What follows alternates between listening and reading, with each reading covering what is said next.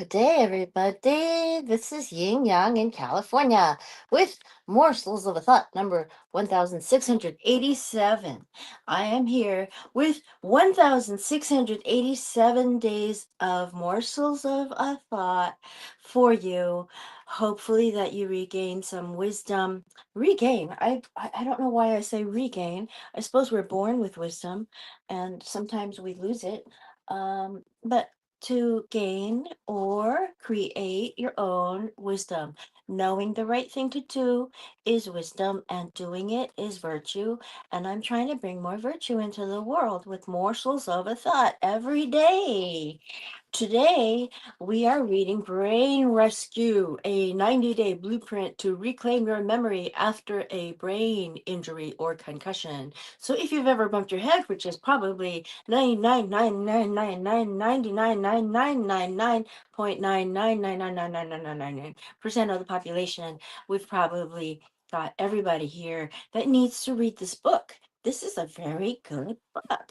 And we are on page 119. I read up to page 118 last time, but I'm going to just give you the subtopics that we have. Chapter 7.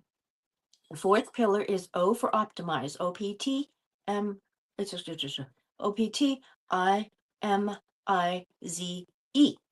The third step is T for timing. It is not the strongest or the smartest who survive, but those who can respond most quickly. A quote by Charles Darwin. And so he says why reaction timing matters for memory, how working memory and reaction timing work together, training reaction timing in 3 ways: visual reaction timing, auditory sound reaction, physical kinesthetic reaction timing, and to take action, color, call, catch what you need. And we'll start with what you need. Take action, color, call, catch. And I have to say that I was once told a very interesting tidbit of information, which is that, and it's kind of like wisdom too, but that the game that has the people with the quickest reaction timing, mental reaction time, is not soccer, not football, not basketball, not baseball, not tennis, not badminton, but chess. Chess. Apparently, chess stimulates enough of the brain to create enough ways to make the brain able to react the most quickly out of anybody who plays anything, anything, anything. So, chess players have the quickest reactions. Anyway, take action, color, call, catch. Dr. Brody says, Dr. Bro, on Instagram, go look for him too. What you need: a set of colored balls like red, blue, green, etc. Let me see. I have one right here. It's red and green, a ball. And you take that to colored paper balls. You can make these easily. You can use colored paper balls like red, blue, green, etc. A partner, or you can do it alone with colored paper. Instructions: set up the game, how to play and repeat. Setup is, hey, you with your leash, collar. Are you want me to take it off? You look fine. Okay, sorry. Setup: if you have a partner, stand about 10 feet apart. If you're alone, just spread the colored balls out on the ground in front of you. Number 2, the game. Auditory: one player, the caller, Callerer,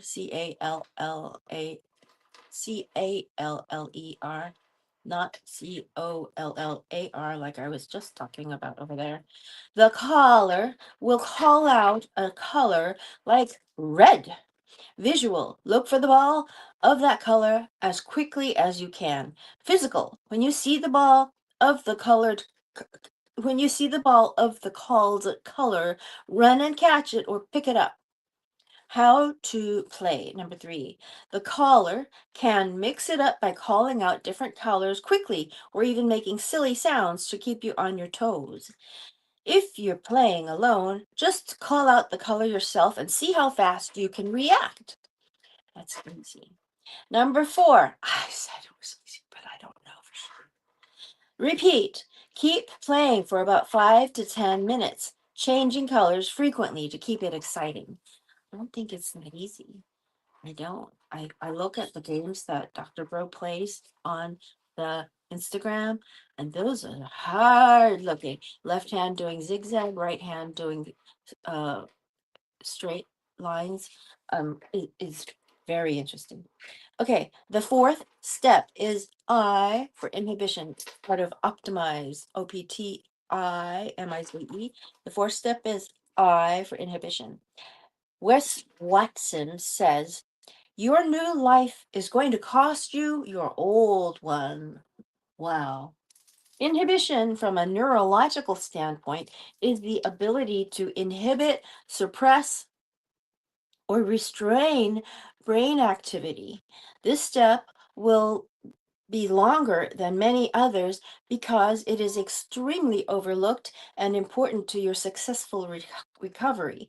When it comes to self improvement, most people know that action is important, and it is.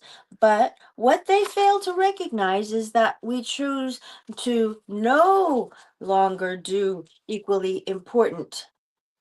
What we choose to no longer do is equally important. What they fail to realize is that what we choose to no longer do is equally important. Understand that Hebb's law, Hebb, states that neurons that fire together wire together, but also neurons that no longer fire together no longer wire together. Brain cells and connections grow depending on what you do, and they also atrophy or shrink depending on what you no longer choose to do. It's really that simple. I am reading from Brain Rescue, a 90-day blueprint to reclaim your memory after a brain injury or concussion by Dr. Brody Miller, PhD. He has he has quotes by other people. Dr. Brody is determined to share the ideas that worked for him for both building and living a life based on a greater purpose after his years of extreme adversity. His hope is that you can accomplish the same results for yourself. Okay, and morsels of a thought of wisdom. It's hard to understand why the ability to inhibit or stop behavior is so overlooked. It is equally important to the recovery process as activation. Did you know that there are over 100 chemicals hard at work at any given time in your brain? These chemical messengers influence and transmit everything from your emotions to movement. Types of neurotransmitters: activation versus inhibition. Neurochemicals can generally be categorized into 2 types of categories: excitatory, activating neurochemicals, and inhibitory, calming neurochemicals. There can be further broken into 3 subcategories of neurochemicals. Don't let this confuse you if you are at the beginning level: neurotransmitters, neuromodulators, and neuropeptides, aka neurohormones. Peptides are like proteins, I believe, but I'm not sure. Neurotransmitters are like messengers that send signals between brain cells, helping control things like mood and movement. Neuromodulators help adjust how neurotransmitters work, like turning up or down the volume on a radio to change how strong the signals are. Neuropeptides, neurohormones, are special messengers that travel through your body and control bigger things like hunger or stress. For instance, endorphins help you feel good after exercise. Think of each neurochemical like a worker in a busy factory with each that has its own important job. List of excitatory activating chemicals. These are essential for increasing mental alertness, motivation, energy, and cognitive function.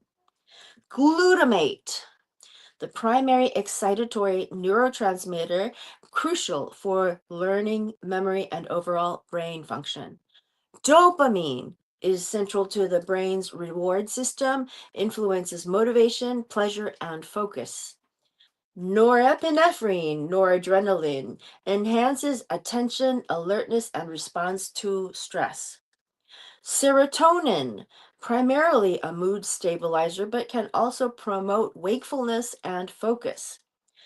Acetylcholine, vital for learning, memory, and muscle activation, plays an excitatory role in many parts of the brain.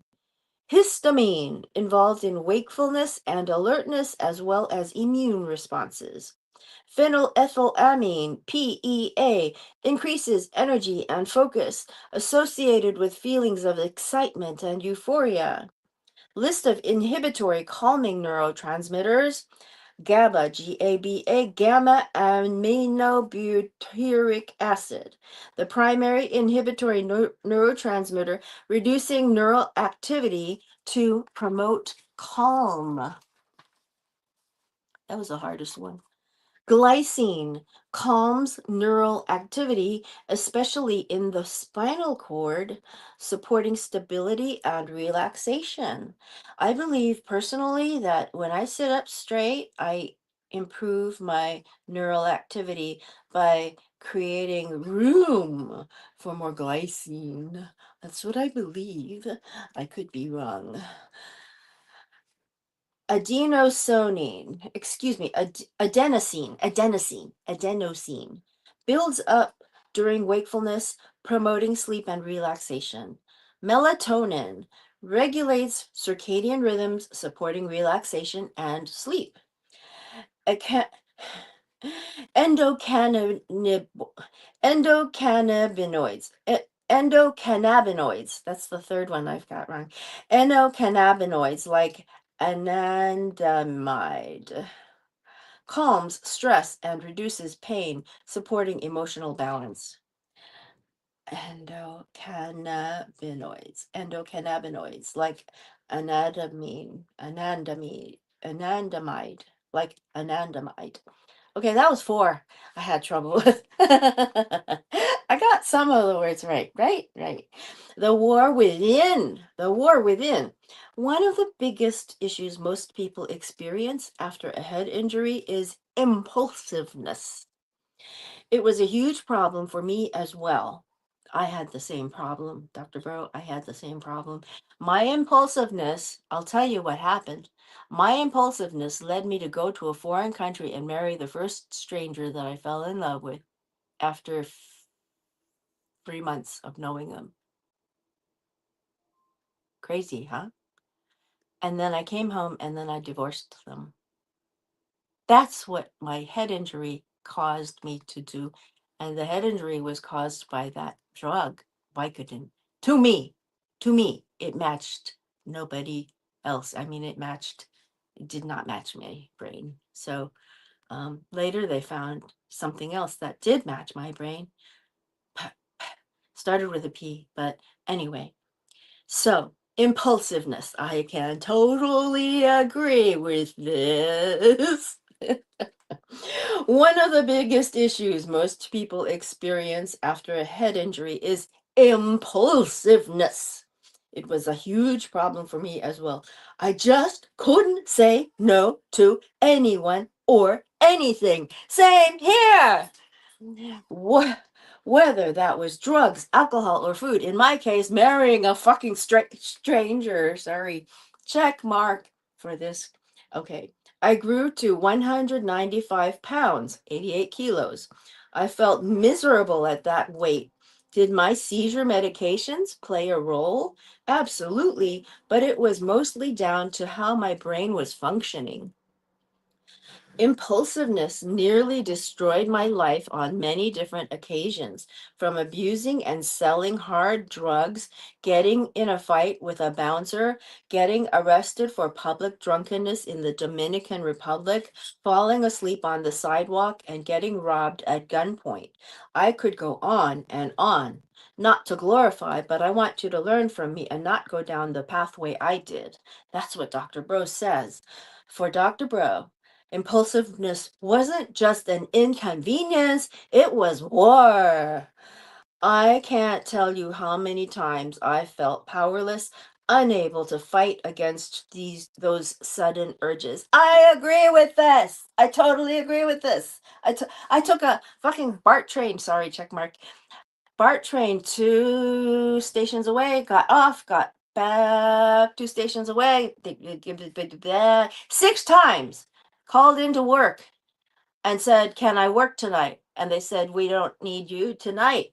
So I kept going back and forth, trying to decide which way my life was going to go: stay there, keep a career, or go there, go back to school, use the apartment that I paid for that I wasn't using. Freaking crazy. So the impulsiveness was definitely there. Um, we're reading from Dr. Brody Miller, PhD's Brain Rescue, a 90-day blueprint to reclaim your memory after a brain injury or concussion. And I'm reading it in morsels of a thought of wisdom, hopefully that you may also claim some wisdom for yourself. The right things to do are a form of wisdom. Knowing the right things to do are a form of wisdom, and actually doing them, taking the action, is a form of virtue. It's magical. So we can create more virtue in the world just by this morsels of a thought, doing this. Okay, so okay, uh, okay. Impulsiveness nearly destroyed my life on many different occasions. Okay, hold on. Oh, unable to fight against those sudden urges is where I stopped. Okay, and Dr. Bro says, I know a lot of you reading this have been there. It's like you're standing outside your body, watching yourself make decisions you know aren't right, but you feel completely incapable of stopping them. Exactly, because I couldn't measure which one was a better decision. I couldn't measure it. I knew one was way better than the other, but I had no idea which one it was. There were two. That's all it was for me. Dr. Bro says, impulsiveness nearly destroyed my life on many different occasions. A smart person learns from their own mistakes, but a wise one learns from the mistakes of others. As George W. Bush once said, fool me once, shame on you. Fool me twice, you're not gonna fool me again. Why brain injuries disrupt impulse control. To understand how inhibition breaks down after a brain injury, we need to talk about the frontal lobe. As mentioned before, most brain injuries take place at the front of the head. The front part of your brain is like the CEO of your entire brain's operation. It handles decision making, planning, personality, and you guessed it, inhibition. When the frontal lobe is damaged, it throws off your ability to regulate your impulses. Think of it like a power outage in a city's control center. When the lights go out, chaos ensues. Without inhibition, your mind is overrun with impulses you normally would have shut down, like the urge to eat junk food, act recklessly, or say things you don't mean. It's the loss of this internal control that makes life after a brain injury feel chaotic and overwhelming. You find yourself reacting rather than responding, living on autopilot as your impulses take over. It's the truth, man. It's the truth. Shoot. It is absolutely the truth. Acting recklessly. I could have been kidnapped. I could have been held for ransom by a stranger that I married. Oof. How to improve inhibition. And I wish the bastard would have a nice day. Anyway, the key to improving impulsiveness is through practicing inhibition. meaning that you need to train your brain to pause before acting. When it comes to strengthening your mind and memory, the key once again is about what you do versus what you do not do. Brain cells that you use grow, strengthen, and eventually turn into a network, which is essentially an automated habit. But your brain is a hungry energy organ. This will only take you so far because the brain is all about taking the path of least resistance. So, what do you do? It's very important that you make a game plan of the thoughts, words, actions, behaviors, and habits that you need to eliminate. What a gift it is as a human being that we can make a decision to change our lives. We adapt in response to what we do and what we no longer do. Inhibition is the armor that shields you from destructive impulses. Without it, you're a ship without a rudder, driven by cravings and triggers. And it's not just about resisting, it's about taking control of your future self. Catching the impulse. To optimize your brain power and reclaim control over your life, you have to rebuild your ability to inhibit, aka stop. STOP. This doesn't happen overnight. Not to beat a dead horse, but science shows that it takes 60 to 254 days of repeating a behavior for it to become hardwired. My swimming was like 54 days or something. Oh God. Need to do it again. It's like going to the gym. See, you don't get stronger by lifting the heaviest weight on day one. You get stronger by showing up consistently, lifting what you can, and gradually increasing over time. The same applies to your brain's ability to control impulses. Start small and think big. Here's a strategy I personally use daily to catch myself every time I feel the urge to act impulsively. I will physically stop what I am doing and take a deep breath. That breath creates the pause I need to check myself, assess what's happening, and decide what to do next. This is huge for me in moments when I want to eat something unhealthy, say something reckless, or even give up on my dreams. That one deep breath becomes a gateway to making better choices. Let's do it right now.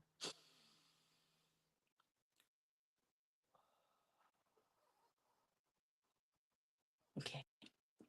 The simple act of stopping and breathing puts space between your impulse and your action.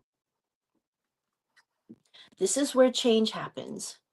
You might think, how can a deep breath help me resist my worst habits? But it does. Breathing resets your nervous system and gives your frontal lobe a chance to re-engage, slowing down that impulse. Now, next week, we are going to talk about how you are not alone. Dr. Burrow says, I know firsthand how difficult this can be. This is simple, but definitely not easy. So, this is where we will pause for now, and I will say, you're not alone. You're not alone, and I'm so glad I wasn't alone. But